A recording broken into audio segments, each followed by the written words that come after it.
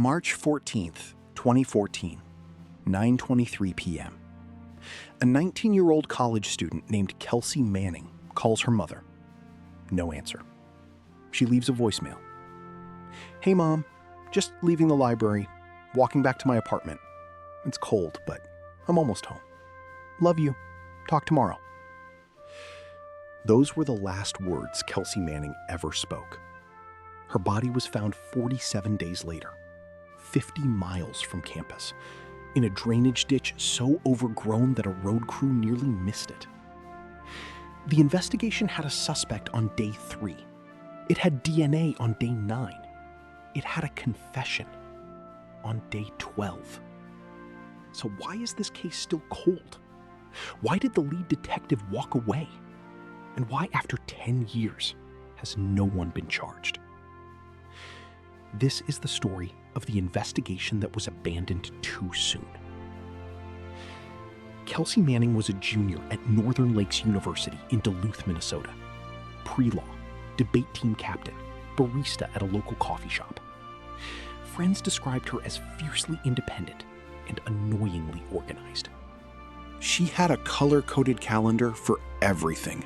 Classes, study groups, laundry. If Kelsey was late, something was wrong. On March 14th, she left the library at 9:15 p.m. Her apartment was a 12-minute walk. She never arrived. The lead investigator was Detective Robert Greer. 22 years on the force, 37 homicide cases solved. He was methodical, old school, trusted. In my career, I've learned one thing. The first 48 hours are everything. After that, you're chasing ghosts. But here's what Greer didn't say. By the 48-hour mark, he had already made a choice that would bury this case forever. Kelsey's roommate filed a missing persons report at 11 a.m. on March 15th. Her bed was unmade. Her laptop was open to a half-finished essay. Her keys and phone were gone, but her wallet still on the kitchen counter. Her winter coat still hanging by the door. Detective Greer arrived at 1:30 p.m. He walked the route from the library to the apartment 3 times. He noted the dark alley behind the science building, the abandoned parking lot, the stretch of sidewalk with no streetlights. He also noted a silver sedan, parked illegally near the library exit. He ran the plates. The car was registered to a 34-year-old groundskeeper named Thomas Ward. Ward had worked at Northern Lakes for 8 years. No criminal record, no red flags. But when Greer interviewed him on March 17th, something didn't sit right. "I didn't see nothing. I finish my shift at 8, I go home. That's it." So why was your car still in Lot 7 at 9:30 p.m.? "I must have forgotten." Greer let him go. No search warrant, no forensic exam of the car, no follow-up for 72 hours. On March 23rd, a maintenance worker found Kelsey's phone in a storm drain, 2 blocks from the library. The screen was cracked, the battery was dead, but the data was intact. The phone's last location ping was Lot 7 at 9:31 p.m., the same lot where Thomas Ward's silver sedan was parked. And here's the detail that haunts this case. The phone recorded 14 seconds of audio after the last text message. 14 seconds of muffled sounds. A car door, a muffled scream, then silence. Greer had that audio on March 24th. He did not obtain a warrant for Ward's car until April 2nd. When Greer finally searched Thomas Ward's silver sedan on April 2nd, the car had been cleaned, detailed, vacuumed 3 times. Ward claimed he liked a clean car. But the forensic team found something. A single strand of long brown hair, wedged between the back seat and the door frame. And on the trunk carpet, a faint stain, too small to see with the naked eye. But luminol revealed it. Blood. The blood was consistent with Kelsey Manning's DNA profile. The hair was also a match. This was day 19. Greer had DNA. He had the suspect's car. He had the 14-second audio. Any prosecutor would call that probable cause for an arrest. But Greer hesitated. He told his superiors he wanted more evidence. A weapon, a confession, a witness. While Greer waited, Thomas Ward did something interesting. He requested a transfer to a different campus. He shaved his head. He sold the silver sedan for cash. And he lawyered up. On April 12th, Ward's attorney submitted a statement. Mr. Ward will not be answering any further questions. He denies any involvement. Here's where the investigation was abandoned too soon.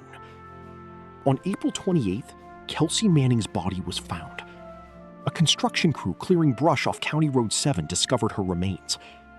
The forensic anthropologist noted fractures to the hyoid bone and defensive wounds on both hands. These injuries are consistent with manual strangulation. She fought hard. Greer now had a body. He had DNA in the suspect's car. He had audio. He had a timeline. And he had a suspect who changed his appearance and sold his vehicle.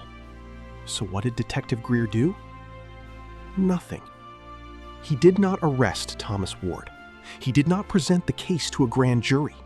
He filed a report on May 15th that read, "Insufficient evidence to proceed. Investigation suspended pending new leads." The case was closed. Not solved. Closed.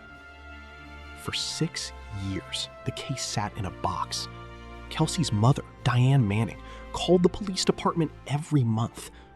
Every month, she was told the same thing. We'll reopen it if we get new information. I asked them what kind of information. They said a confession or a witness. I said, you have DNA. You have his car. You have her blood. What more do you need? They didn't have an answer. In 2022, a true crime podcast called Cold Traces reviewed the Kelsey Manning case. The host, investigative journalist Maya Torres, requested the full case file through FOIA. What she found was devastating.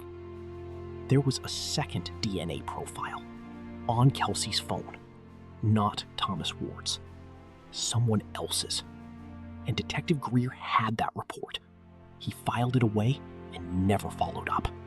The second DNA profile belonged to a man named Darren Cross, a part-time security guard at Northern Lakes University.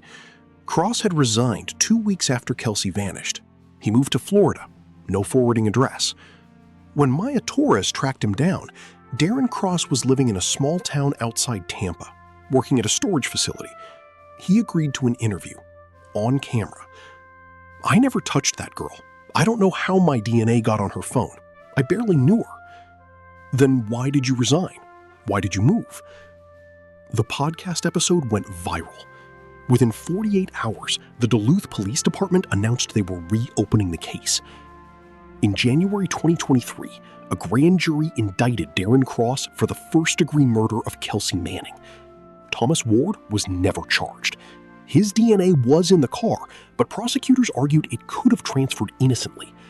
But Cross's DNA was on Kelsey's phone, and Cross had no innocent explanation. The trial is scheduled for September 2026. Darren Cross has pleaded not guilty. Kelsey's mother will be in the courtroom every single day. So why was the investigation abandoned too soon? Because one detective decided that DNA, audio evidence, and a suspect who altered his appearance wasn't enough. Because he didn't want to lose. He wanted a slam dunk. And while he waited, the trail went cold. 10 years. That's how long Kelsey's family waited for justice. And they might have waited forever, if not for a journalist and a podcast. The investigation that was abandoned too soon was revived. But the question remains, how many other cases are sitting in boxes right now, marked inactive, waiting for someone to care enough to look again? If you have information about the disappearance or death of Kelsey Manning, contact the Duluth Police Department. I'm your host. Thank you for listening. And remember, the first 48 hours matter, but so does the courage to keep going after day 49.